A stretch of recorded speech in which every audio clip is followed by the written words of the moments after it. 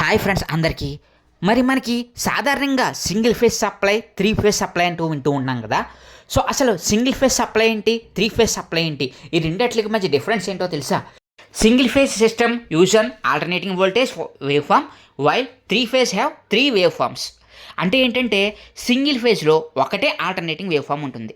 అది 90 డిగ్రీస్ కానీ 120 డిగ్రీస్ 180 డిగ్రీస్లో ఉంటుంది. సో మరి మనకి త్రీ ఫేజ్ వచ్చేసరికి త్రీ వేవ్ ఫామ్స్ ఉంటాయి. మరి అదే డిఫరెన్స్ అనమాట. అంటే త్రీ ఫేజ్లో 3 ఫేజ్లు ఉంటాయి. వాటిని red colour, yellow colour, blue కలర్లో ఇండికేట్ చేస్తారు. అందుకే వాటిని ఆర్వైబి ఫేజ్గా డివైడ్ చేస్తారనమాట. మరి త్రీ ఫేజ్ ఎప్పుడు వాడతారో తెలుసా? సాధారణంగా సింగిల్ ఫేజ్ అనేది మన ఇంటికి వచ్చేటువంటి సప్లై అనమాట. డిమాండ్ అంటే భారీ లోడ్ లేకుండా నార్మల్ లోడ్ ఉంటే సింగిల్ ఫేజ్ వస్తారు. దానికి 230 వోల్ట్స్ సరిపోతుంది. మరి త్రీ ఫేజ్ వచ్చేసరికి 440 వోల్ట్స్ హెవీ లోడ్ వాటికైతే సాధారణంగా ఇండస్ట్రియల్ వాటికి త్రీ ఫేజ్ సప్లై వాడతారు.